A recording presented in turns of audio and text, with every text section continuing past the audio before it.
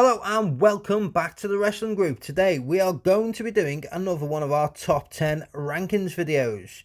And we are going to be looking at the top 10 gimmicks of Chris Jericho's career.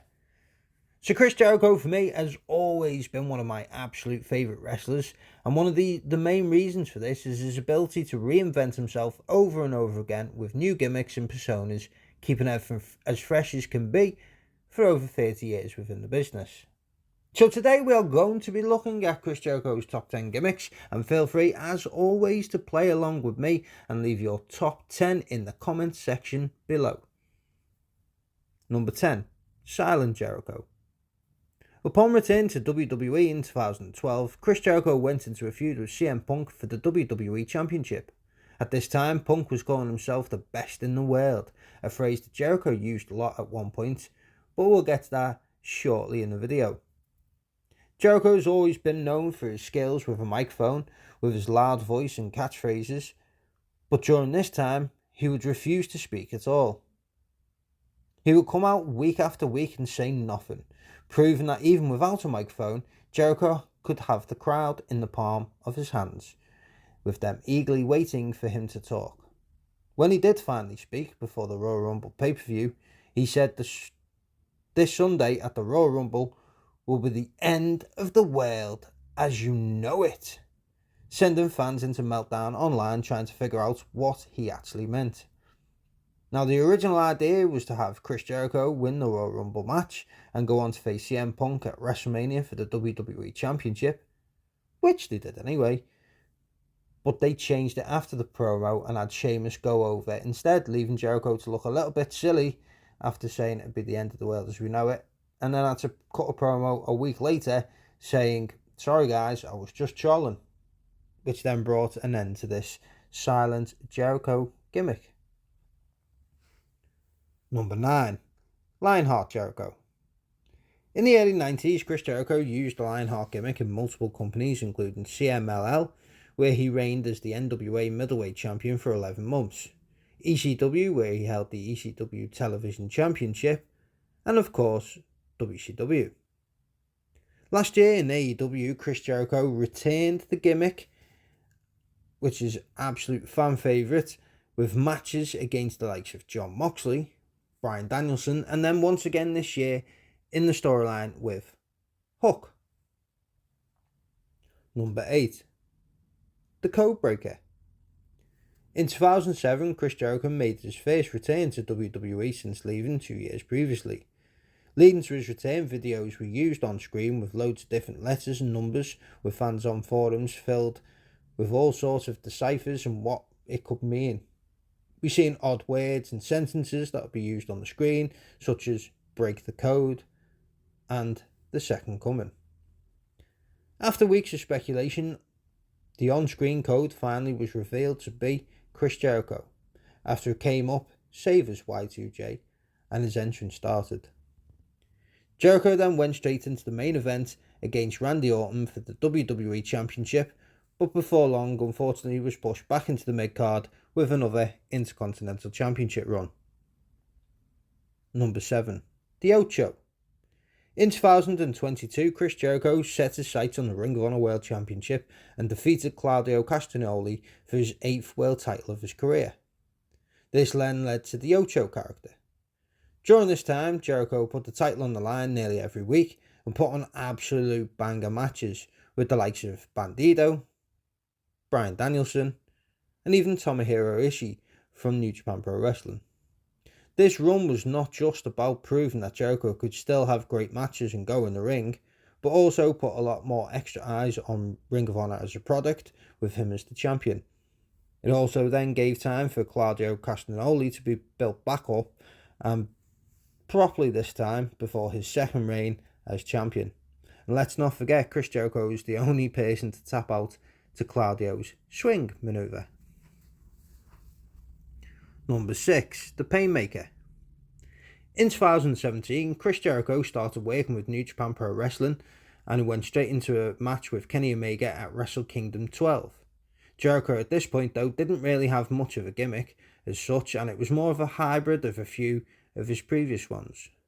He called himself the Alpha to Kenny's Omega. Get it?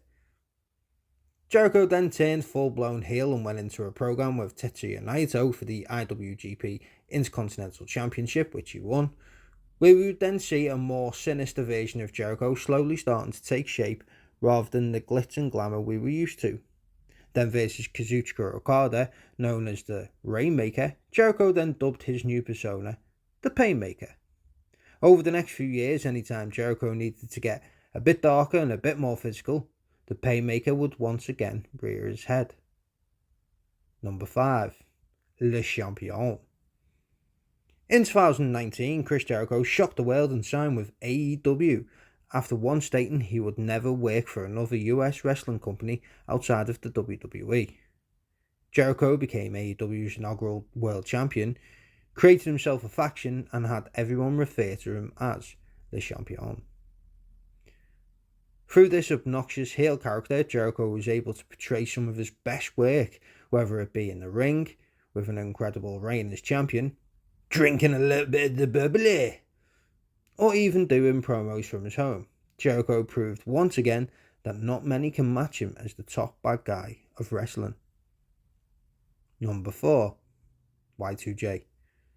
Still to this day, many fans will refer to Chris Jericho as Y2J, built off the back of the ridiculous Y2K theory, which was basically the new millennium started, the world would end. Basically, it meant that as the millennium hit, everything would crash, computers, planes, and everything would crash, and the world was going to end.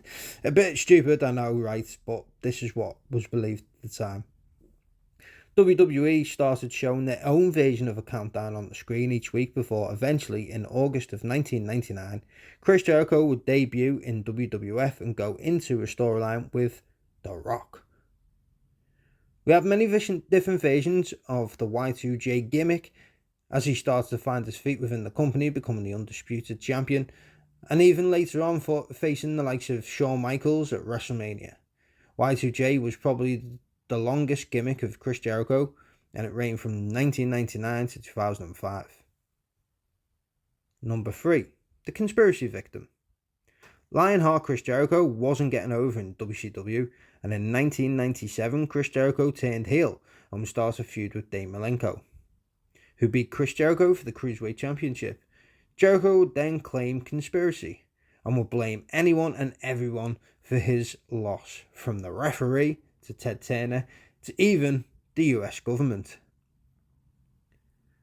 He would then become a delusional heel and believed he should have been top of the company, and would repeatedly call out the likes of Bill Goldberg, who was the world champion and actually the face of the company at the time. Also, let's not forget, during this time period was Jericho's famous list of 1,004 holds promo. We can't forget that. Number 2, the list of Jericho. Chris Jericho's last gimmick in the WWE is definitely considered one of his best.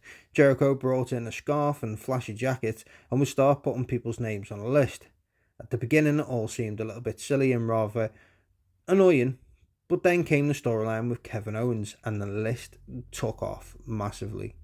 It's safe to say Jericho had the most fun with this gimmick and started to see how far he could just push it by eventually getting over things like the word "it" and the clicking of a pen.